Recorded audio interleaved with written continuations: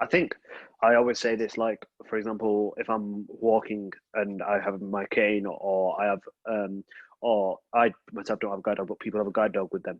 People literally don't look at you, but they look at the cane, like, or they look at the guide dog, or they look at the person supporting you, like you're completely irrelevant.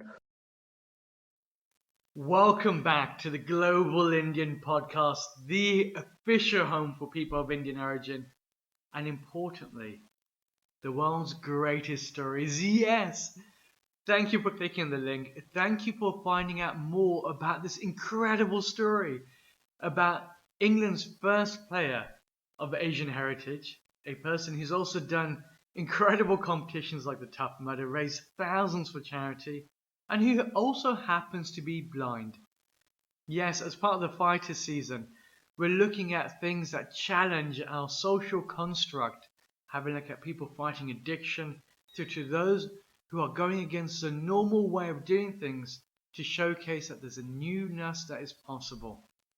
In this incredible episode, we meet with Azeem to find out more about what life is like for him, and also that mental shift that he made that has propelled his career to new heights. I have no doubt that once you hear this person speak, it will leave you speechless. Remarkable individual. As always, if you'd like to find out more about the Global Indian Series, or you even have a story to share, couldn't be easier. Simply go to our website, theglobalindianseries.com, and there you can find out more about the conversations we're having from around the world and how we're building this living encyclopedia of what's it like to be people of Indian origin. These are stories that inspire purpose, passion, and above all, community. I hope you enjoyed this session. I'd like to thank our dear sponsors, including that of ShareMe.com, the app for your fitness, beauty, and wellness needs. Take care for now. And just move. Get up and just move. Get up and just move. Get up and just move. Get up and just. So, not only are you the first Asian playing for England, not only have you done incredible work for charity, raising thousands to support people, and on top of that, you did the Tough Mudder in 2016, combating ice, mud, and all things kind of horrific when you think of a race. All of that, and you did it without the use of vision. And importantly, what has been remarkable about you is that you have been a social custodian for Asians in the UK, despite even recognizing or seeing skin color. Azeem, I have to say, it is an absolute honor to have you on the Global Indian Podcast with us today. And I think the first question is, for me, what's it like being you? Because you've lived this incredible life. And more importantly, we're saying off air, is that the way you view identity is incredibly different from others because you don't have the visual cues and you look beyond that. And in so many ways, as a community, we disable ourselves because of this notion of pigeonholing. But for you, it's much bigger than that. It's a remarkable journey. So what's it like being you, my man? Firstly, thank you so much for having me on and for allowing me to speak on your platform. The question of what it's like to be me, I live quite a unique life, a life that kind of I never thought I'd be living. My parents, for sure, never thought I'd be living the life that I live now. Being a first child and a child to be born and to have a disability and a visual impairment, for them it was a real shock to the system, as in they didn't have any idea what my life would turn out. And instantly, when something bad happens, the consequence of that is you think of what the worst case scenario could be.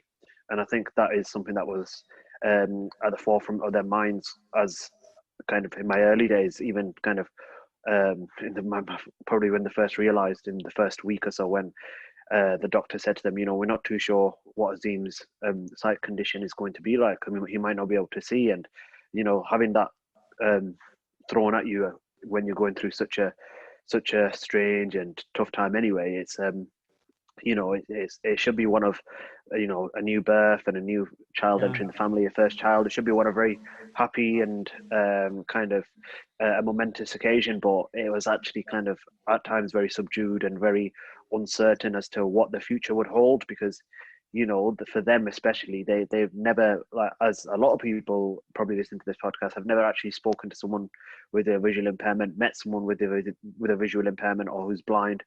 And for them, my parents now have to care for a young child who may not be able to see. It was a big shock to them. But they were very fortunate to have great family support around them, great friend support around them, a support network of kind of trained individuals within the field of sight loss, such as kind of mobility trainers and kind of teaching assistants and different things like that, who have worked with those with visual impairments day in, day out. That's their job, and having their support really, really helped to kind of ease their way into kind of what it'd be like to live with a son who's blind. And it was a big thank you to that support, which has allowed me to get to where I am today. And it's they look at me like, my mum always says, look at how big you are, how tall you are now. I still remember when I could hold you arm to arm, and now look how big you are. And it's even I sometimes have to, when I step back and think about the stuff that I've achieved at such a young age of just 21, it just sometimes it does surprise me myself. It's amazing because, being a bit cheeky, is you play football, Azeem, you're Asian. Man, what's happened to you? We're supposed to be cricket players or hockey. It's like, what got you into football? Why the sport of football? I was brought up, obviously, I'm brought up in Greater Manchester, and Yeah. it's a very football mad part of the world. You've Yeah. got big clubs, you've got the Manchester Cities, your Liverpools, your Manchester Uniteds, very close proximity. Three of the biggest clubs in world football. And when you go into school, that is the topic. Like, I always remember Monday morning. It's either going to be a happy Monday morning or a sad Monday morning, depending on the results of the weekend before, because you're going to get grief from your classmates, your teachers, people you work around. Everything does revolve around football. And I think slowly I was never, I always loved sport, but I never kind of realized my love for football until kind of that whole scenario of actually following it, so that you could chat to people about it the next day, or Yeah. start to get to know the players, the results. And yeah, it was kind of, then I started and this was only at the age of like 7 or 8 or 9, like that kind of transitioning from primary school to high school. And yeah, it was that what kind of got me into my football. And then playing it, I mean, I was in a mainstream school, so like I was the only person with a disability in my school, but they always tried to, the school were always keen to adapt and do things in a way where I'd be able to access them. And that was amazing, because having that support network around you, to not letting you feel left out or not included, was really, really good for your kind of your morale and your confidence. And that's where I started. But I was never ever, I knew this as a fact, I was never really going to be able to keep up with the people who were fully sighted. They Yeah. could see the ball, I couldn't. Yeah. It's simple as that. And as good as I am with my touch and with my dribble, with my passing, my shooting, I was never ever going to be on par with them. And at the age of 15, that's when someone told me about what blind football was, and kind of how the fact is you're not reliant on your sight, you're reliant on your hearing, and the Yeah. ball will make a sound, which that is what you rely on. And yeah, I kind of started to pick it up as a bit of a hobby. And before you know it, I was like training with a club in England. And How did it change your perception of blindness at that moment in time? to be honest, at first, I genuinely, because like I live in a community where there's like no blind people, so like having someone kind of say that, oh yeah, blind people play football, even I was in a bit of shock. I was like, nah, they're going to be walking into each other, they're going to be, it's going to be absolute mayhem, but then slowly, as I started to realize that the stories behind the players who play blind football are kind of, they're different. Everyone has a unique story, but the main the premise of it all is the fact that they love football as much as the average Joe, but the fact is they just can't see, and this eradicates any kind of barriers in terms of sight, because everybody can't see. So that's not an excuse now. Like, okay, you can't throw that one into the pot. Like, everybody can't see. Okay, so why are you not controlling this ball? Why can't you kind of connect? Why can't you score? It was all them things where like you're treated as like elite athletes, especially then when I started playing at club level, and then from then on I got scouted by the England coaches to come and train with the first team, and then now to play with them. It was kind of a journey where I realized that the blindness isn't an excuse anymore, and not that I've ever used it as an excuse, because I'm very kind of driven to not allowing that act as an obstacle. But football really showed to me that when you're playing blind football, it's all down to your ability, your hard work, your talent, the hours that you've put in. You can't say why the other person is better than you because they can see more, because they can't. It's all down to the time that they've put into perfecting a skill, to mastering a skill, and then that's something that you then aspire to do, to be as good as, to be better than. Yeah, absolutely. I suppose what's really interesting is because your notion of identity as well, because not only are you playing for England, but you're the first person of South Asian origin that actually plays for England. And so the question is, it's like, why is that the case? Is it, for you, do you think it's the fact that we don't have the skill level in the community, or is it the fact that we just haven't equally found that opportunity to get involved? Like, how does it feel for you being in that position? Because on one side, I know you must be feeling, wow, this is great. It's great for the community. But on the other side, you probably think, man, why are we like this in 2020? How is this still possible? I think, to be honest, I'm a very strong believer that no matter your background, no matter your economic status, no matter the family situation that you have, the way that you've grown up, you kind of, with hard work, you can make your own success. Yeah. And I was a keen driver and a promoter of that kind of philosophy, where no matter what situation is, if you try hard, you'll get to where you want to be. But for a lot of those of an Asian heritage, they can never picture themselves being a footballer. Like, at a young age, I was in the playground surrounded by kind of a diverse range of individuals from different backgrounds, from kind of an Asian and non-Asian background. It was very diverse, and football brought everyone together. I can't remember one person who wasn't playing football in the playground.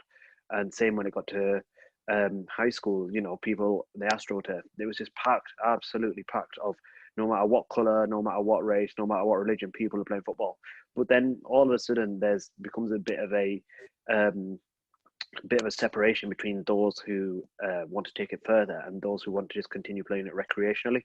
And I think even though football is very, very difficult as it is to get to that elite level, 0.000 something percent will make it. But I think genuinely those of an Asian background don't believe that they don't even I don't even think they get to the point of dreaming about being a footballer, because for them, the way in which they're brought up as a family, or the way in which they within their culture, no one's a footballer. People are doctors, people are lawyers, people are accountants, people are solicitors. They're all people are very well educated, and even I fell into that boat. Like, growing up, I still genuinely remember my grandma telling me, like, what you doing football for? So it's like, what you're gonna make from out of your life, like, you do it, because back then when I was starting out with my football, it was just a hobby. It was something that I just loved to do.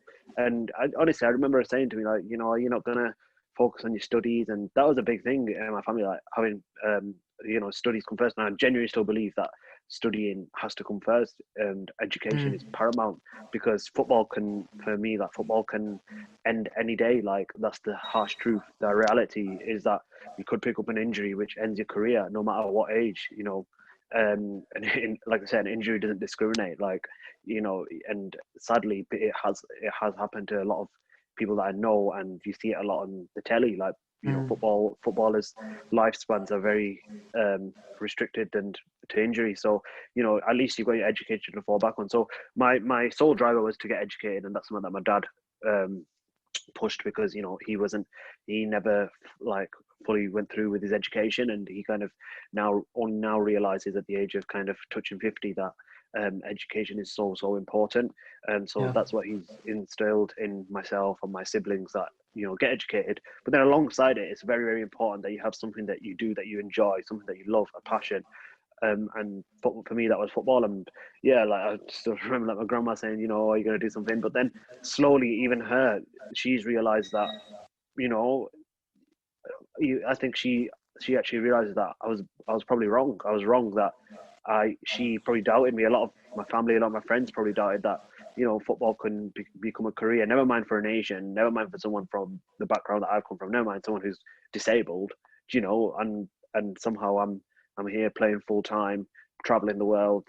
It's a bit crazy, but it just shows that it's all about kind of a dream. And I had a dream of playing football professionally and wanting to be the best at something that I loved, and that's something that I strive towards now every day.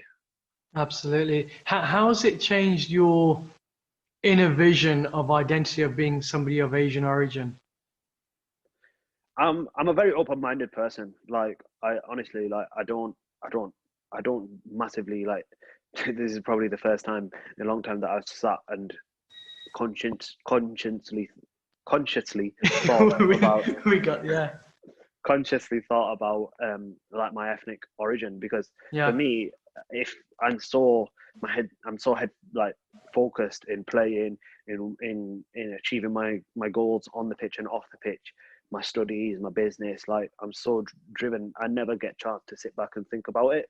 And I've never, touch wood, thank God, like I've never been discriminated against in terms of my skin color, my race, my religion, because people, I don't know whether it comes across in this podcast, but people, I'm very very, very loved, and I'm very, very cared about by those around me. Like I have an amazing network of supporting people, who, from my family to my friends to my colleagues to my teammates to my coaches, the list is endless, that people who kind of genuinely have a lot of love and a lot of kind of passion in seeing me succeed. Like people on it, like have want me to succeed, and that's what makes them happy. And likewise, like I suppose you're really fortunate though, Azeem, because you 100%. you got yourself into an area, a community of people that are like-minded, and they see you for who you are, not their perception of saying, well, this is what somebody blind would be, or this is my misconception about the world. So, and that part is what the beauty of it is because you literally have gone out there, created the community, but you're also shown that there's no barriers towards achieving something in this form that we call being a human being on this planet. What are some of the biggest misconceptions people have of you then when they first meet you, prior to knowing about your Tough Mudder experience, which even for me, I'm scared of that stuff, man. I want to do it, but I think I need to kind of get a bit more physical fitness behind me. But what are the biggest misconceptions people have over you? I think I always say this, like, for example, if I'm walking and I have my cane, or I have, or I myself don't have a guide dog, but people have a guide dog with them. People literally don't look at you, but they look at the cane, like, or they look at the guide dog, or they look at the person supporting you, like you're completely irrelevant. For them, it's like people talking about the cane itself, and like that's it, and you're just ignored. And people, their first thought processes are, poor guy, he's got a cane, he's probably lives a really rough life, he's probably independence is very limited, he needs a lot of people to care for him, he's probably in a little bubble where he can't really thrive socially because of his blindness, and it is, all these things start to come into their minds. And I know it does, because people think that of me initially when they see me. They're like, oh, and I was saying to you before about the Asian culture, people think they use this word bajara, and the bajara is a word used a lot by the elder generation, and it's one of kind of, how would you describe it yourself, like the word bajara? Is it like, for me, it's almost like you're having sympathy towards somebody, right? You're 100%. Writing them off immediately. I feel sorry for the guy. Pity. It's like pity, and a lot of the older generation, like I've had it myself, where you're in and around an Asian community of elderly, and just the way that they've been brought up and the things that they've seen in their generation and lifetime, they instantly think, this guy. And I think it stems from their upbringing in their home country, where they see those with a disability probably roaming the streets or begging or asking for money, or in a really, really, really kind of hardship and struggle. Like, they probably see that back home when they were growing up, and these people with maybe no arms, or have some form of deafness or blindness or other forms of physical impairment. They've probably seen that, and so seen the low quality of life that those individuals were living when they were in Pakistan, India, Bangladesh, and when they've kind of immigrated to a new country. They brought that mindset, didn't they? Yeah. 100%. And I think that mindset is still with them. And when they see kind of me, for example, their initial thoughts are Pajara, and I have come to accept that, and I think it's not their fault. How was it? How did you feel right at the beginning? So prior to you entering into football, because football's obviously changed you, right? It's giving you a purpose. It's giving you a longer term vision in terms of saying actually everything's possible. But prior to that, if somebody had turned around and said Pajara to you, how did that feel to you? Did you feel that impacted who you were then, or what you could achieve? If anything, it drove me on to wanting to succeed more than those who were fully sighted or fully able. Like, it kind of was another kind of thing, or another kind of a pinch to say, you know what, fine. Like, if that's what you think of me, that's fine. I can't change that right now, but what I can do is do all I can to succeed, be the best version of myself, to do well, to kind of, and do better than your fully sighted son. Like, and that's brutal, but that's how it is. Like, that's my mindset of, actually, fine, if that's how you think that someone with a disability is, I'm going to try and prove you wrong. And I've kind of built up a great network of people around me who now, like, for me, they will completely see past the fact that I can't see. Like, that's probably mentioned once in a year, like, I can't see. And if anything, it's a bit of a laugh, it's a bit of a joke. But for me, for example, not performing academically, for me, not performing particularly on the football pitch, it's no example. I'm treated completely normal. If not, I'm treated a bit more brutal because of my personality, because they know that I can take a bit of stick. So like, for example, if I don't perform well enough in a training session, my coach will openly say it to me. Like, you don't say, he's blind, Bajara. My coach ain't saying Bajara to me, I tell you that for sure. And it's that elite mentality, and that's what I've been around, and that's why that's what has kind of eclipsed that small group of individuals who might think you have pity on you, to those who want to push you to succeed, to be a better version of yourself. What created that elite mentality in you, Azeem? Because you go out there and you make it happen, but then that stems from something. Was it a particular moment in time? Was there something that happened that you thought, do you know what, I need to go out there and make things happen for myself? I always credit the people around me, but then their response to that is, it's all down to me. Like, it's all because of you. And I don't know what it is that I have, or whether it's the mentality that I have, or something that's happened, because I can't really put my finger on it. But I'm very I won't say selfish or kind of self-driven, but it's more like I'm very goal-focused. You're like determined. If I want something, 100%. Like, if I want something, I will do every single thing in my possibility. Sometimes a bit obsessive. Like, I'll do every single thing in my power to make that happen and to succeed at it. Like, if someone says to me, he drops me a challenge, and I've actually sometimes that has kind of backfired on me, because you're so focused on trying to do something that someone said you can't, or trying to achieve a goal that someone set you, or that ability to not want to say no, and you want to say yes to everything. And I've had to learn the hard way that sometimes it's okay to say no, and that's a valuable lesson that I have had to learn through kind of going through some hardships, and learning to say no is actually okay, because you don't always have to be proving things to others. Like, that's something, again, another lesson that I've learned. You don't always have to prove to them that you can do this, or you have to do this, or you need to do this. As long as I'm content with my life and with my happiness and with the people around me and my future, that's fine. Like, you don't have to prove to anybody else. And that thought process of, for example, back when I was slightly younger, of being kind of what someone would say to you, it's that whole thing about, people talk about how words are just words, but they don't, they're not, hurt you, they can't hurt you in terms of, people talk about bullying, things like that, and trolls in the day and era that we're in now. People say, oh yeah, it's just words and they can't hurt you. But, I was probably that person who would like respond to them words, like, or would want to, I guess it's to what people would say really would bother me.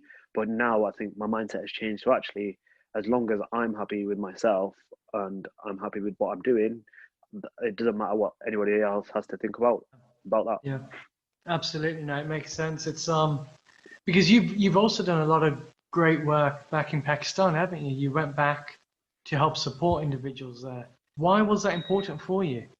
I think the opportunity that arose was one where, I've realised the power that football has and how it's changed my life, and not just football, but sport in general, which then broadened that to having a purpose. Like, if you've got a purpose, or if you've got something that is a driver for you, no matter what disability you've got, no matter what hardship you're going through, having that goal and being orientated, your life orientated around that goal to want to strive towards it, really, really, really does help you to be kind of positive, and to the mental attitude that you have towards it really kind of, I guess, gives you something to wake up for, gives you something to kind of train for, gives you something to work towards. And I think for me, that, like, instilling that within young people, those who may have a disability and those who don't have a disability, is something that I am now extremely passionate about. And I want to showcase to those individuals that if you have some sort of drive, or if you're going through some sort of hardship, and that can actually be flipped to a positive, and how your mental perception of that can really, really change your future. And when I do now, I'm hoping to not only do, but continue the work that I do abroad, in terms of those who may have there's so much work out there, but in particularly for those who have a disability, and showcasing to them the power that football can have on their lives, and giving them a driver. I want to kind of do that and expand that as much as I can. And yeah, that's something that I'm not only focusing on in this country, but also working with kind of young people a lot, across the UK, in terms of colleges and schools, and those within education, but also kind of the teachers, the staff. There's so many groups where we kind of created this thing where we deliver workshops. So we deliver workshops to them under the banner of this thing called Learn with S, Learn with Education, Sport and Speaking. And I think them three things of education, in terms of a classroom-based environment where you're actually sitting and someone's giving you a platform to open up a conversation about openly talking about disability, because a lot of people don't want to talk about disability because they don't want to offend anyone, or they think, it's better left untouched because we don't want to say something that gets us in trouble or don't hurt anyone's feelings. Actually conquering that barrier and starting up a conversation is like vitally important. And I think like, I'm quite an open and honest person, and I think people kind of, when they instantly meet me, they realize that, and opening up that conversation, I think, is so important. I think it's important, isn't it, Azeem? Because I think what happens, we tend to put our own perceptions about the other in front of us, but because we don't talk and we don't ask those questions, we kind of use that as a natural extension of silence, and that's never a good thing in communities, right? Because if we don't talk, we don't appreciate the other perception of things, things never change. Like, for you, what's your biggest frustration now, with the community as a whole?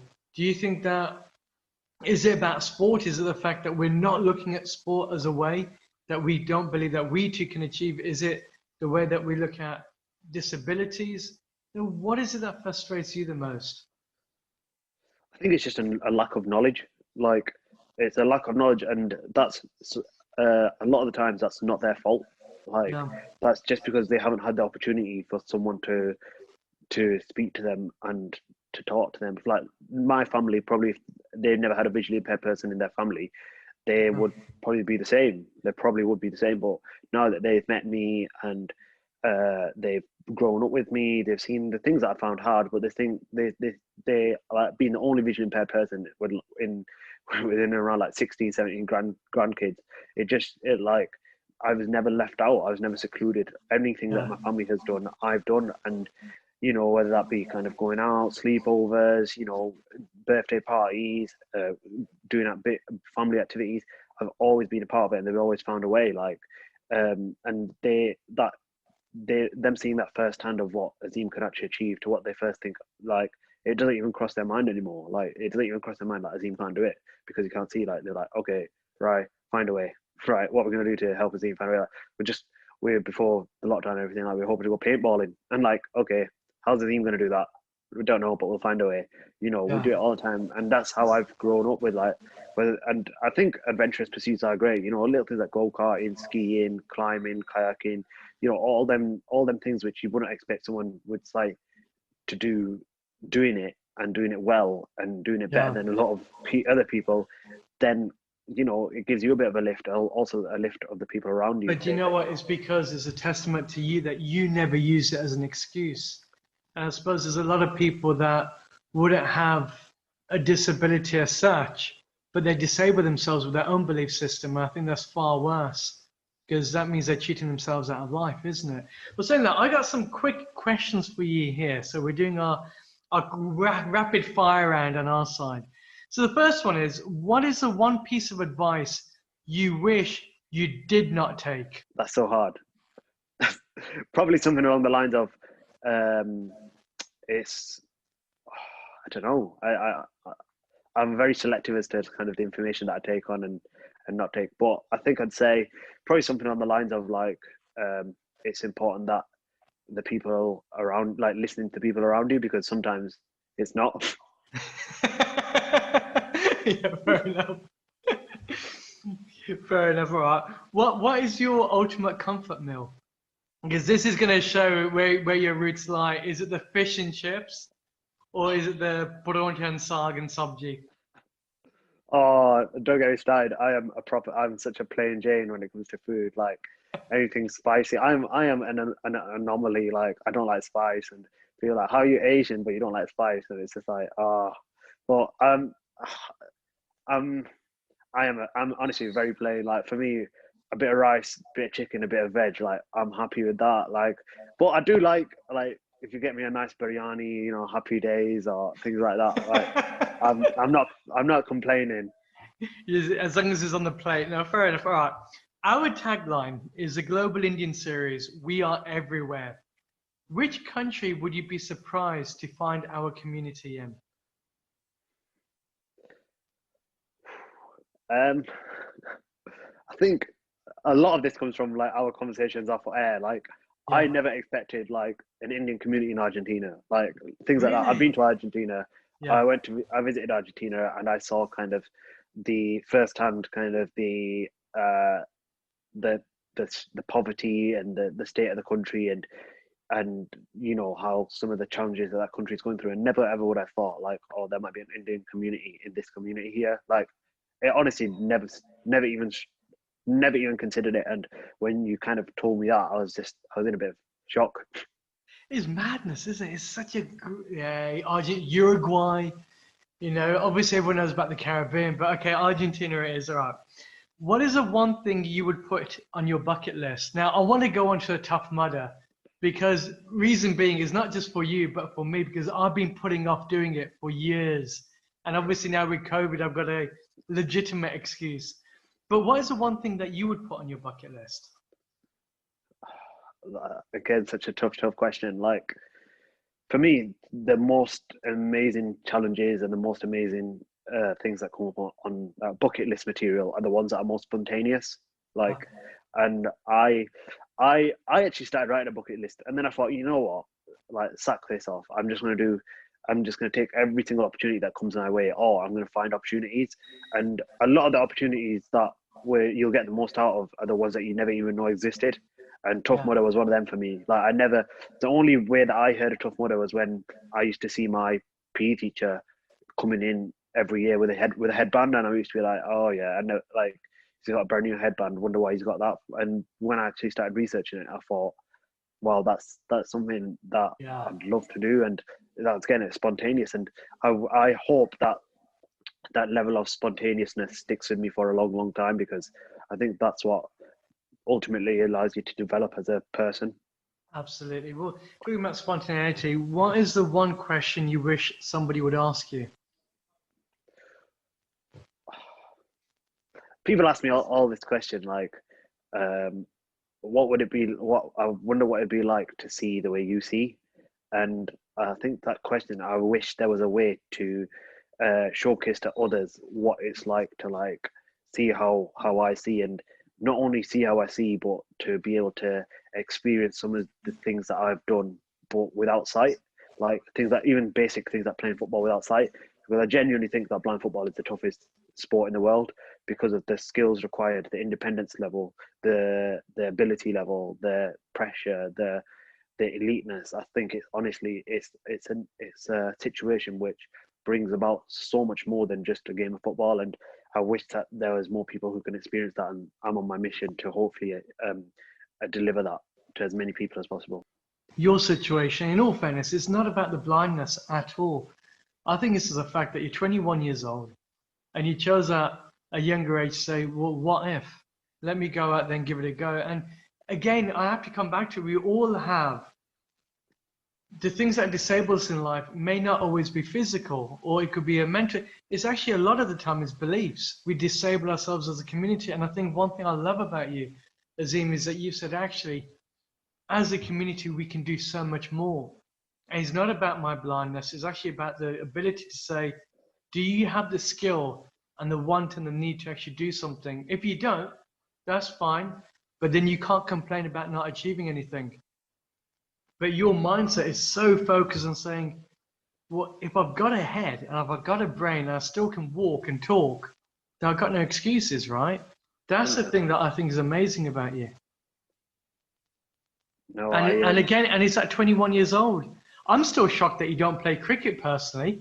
But hey, look, it's fine. I don't know if I can call you Asian. No, I'm kidding.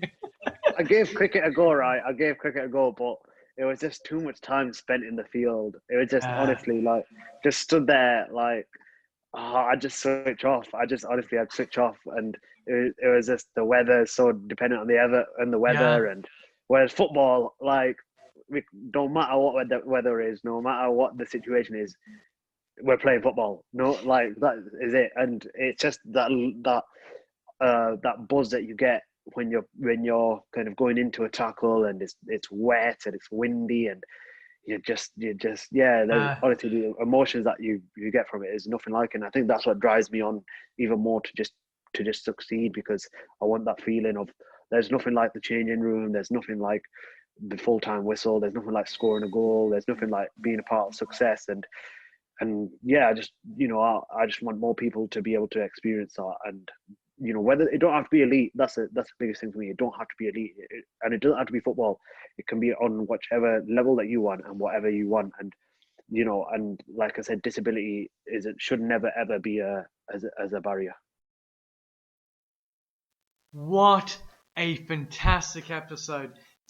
An incredible guy, right? It's not about his vision in any sense. It's not about, well, I should actually rephrase that. It's not about his physical vision in any sense, but this internal vision that he has to say, actually, do you know what? I have this life. I have this ability. I'm going to go forth and do what I can. And I suppose one thing it is a constant reminder to ourselves to say, what is society saying to us? And importantly, is that voice inside us stronger than anything else that we hear externally? And like you've seen with Azeem, if it is, everything's possible. And he was not held back by society's misunderstanding about what's possible for him. I think it's just a phenomenal conversation. I'm an absolute fan. And you know what? I promise you all out there on the global Indian platform, once COVID ends, and if possible, I shall join Azeem on a match of blind football, and we will record it, I will definitely stick it up on the website, so you'll be able to see more at theglobalindianseries.com. Again, if you have a story to tell, if there's something you want us to research into, please ping us an email, touch base with us. This is your platform as much as it has ours.